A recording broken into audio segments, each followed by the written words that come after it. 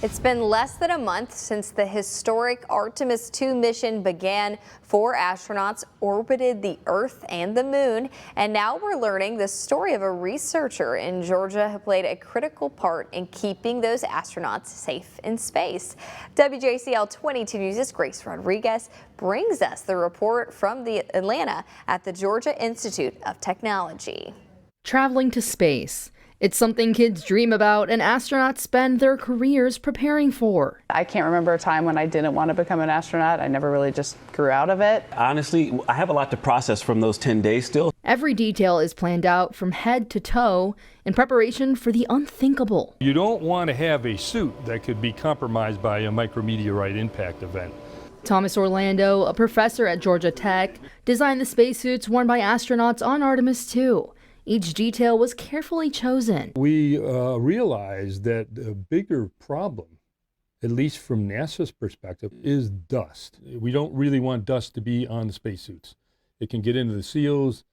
It could, cause them to leak. He works with a team of graduate students to study the obstacles the astronauts might face.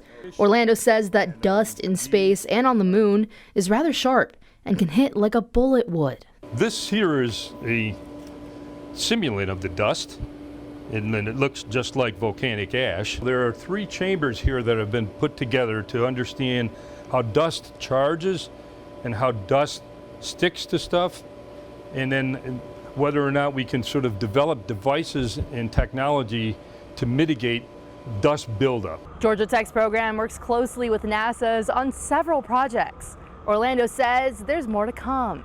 We want to move much further in understanding how water is formed so that we can sort of know where to go. Orlando says the next big project would be Artemis IV, when astronauts will land on the moon to study the water. Because of his extensive research, the astronauts will be well suited for the mission. We saw all the things, the Earth up close, and then it would get further away and get smaller, and every time we'd catch it in the window, one of us would be like, oh, look at that, and we'd all go over and over again. Magnificent. In Atlanta, at Georgia Tech, Grace Rodriguez, WJCL 22 News. Now that's pretty neat right here in Georgia. Who would have thought? Georgia Tech, you would have thought that. Only the smart people go there and great creations come out of that. Well, now some of those other projects they are working on include studying how sun radiation as well as other electrons and ions can affect the astronauts during their missions. Orlando also told us that his team has several moon samples loaned to them from NASA. He says they could be remnants of the birth of the planets during formation.